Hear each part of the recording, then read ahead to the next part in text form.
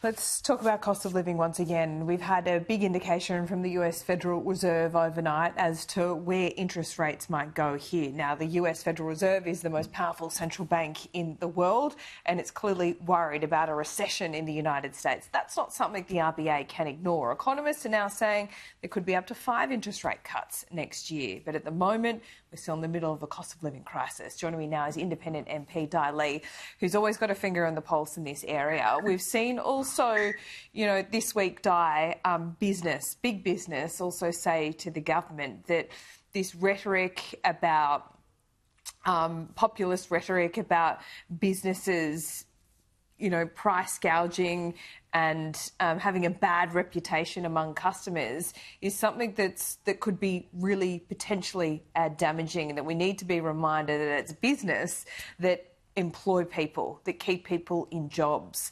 If I could ask you firstly about that relationship between the government and what business is saying about red tape, IR and taxes, what would you want to see for business? Is there anything that you agree with there? Look, I actually this week went and visited a small, medium-sized manufacturing in my electorate of Fowler, and they produce the pipes that in use in sewage, and they're importing stainless steel because we don't make stainless steel anymore. So we sent, cadmium and all that across overseas, but then we import back this material, and they are struggling because they're saying that, especially when it comes to obviously the government had this big announcement on the Future Made in Australia legislation, but the future is actually not made in Australia. A lot of these small businesses are really struggling, obviously with payroll tax, with all the increases in wages in terms of the IR, and with all of these barriers for small to medium-sized businesses to grow. The government is not really investing and looking at how they can assist small to medium-sized businesses to grow.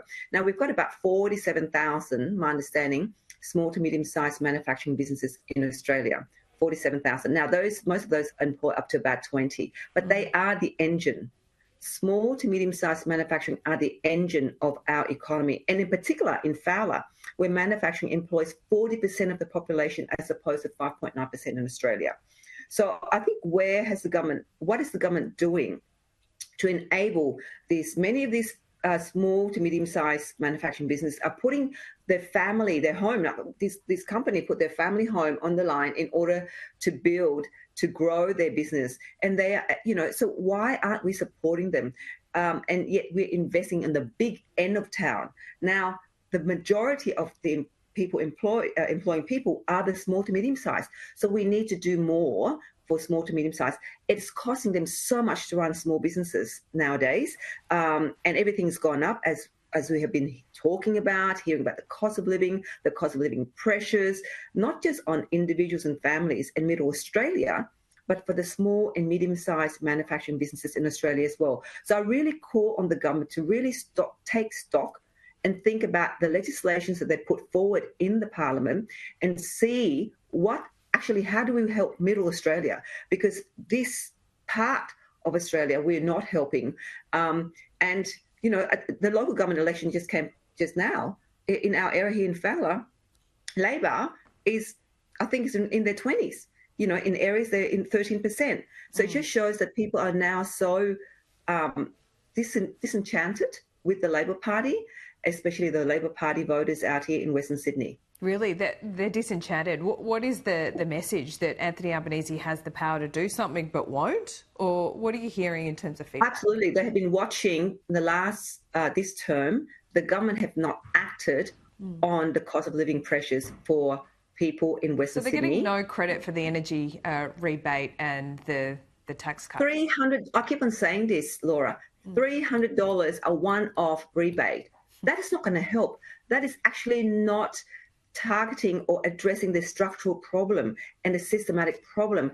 The cost is constantly going up because of this great plan that the government's got in terms of, the net zero, the infrastructure, the spending in terms of our renewable, making it more renewable, which we all support. But there's no plan for the transition, and the investment into those areas means that It's going to drive up cost of energy prices.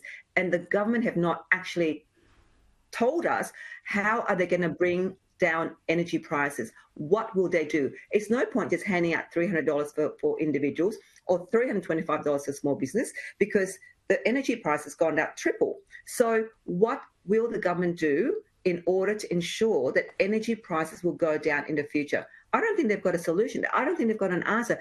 I don't even think they're looking to find out how they can do that.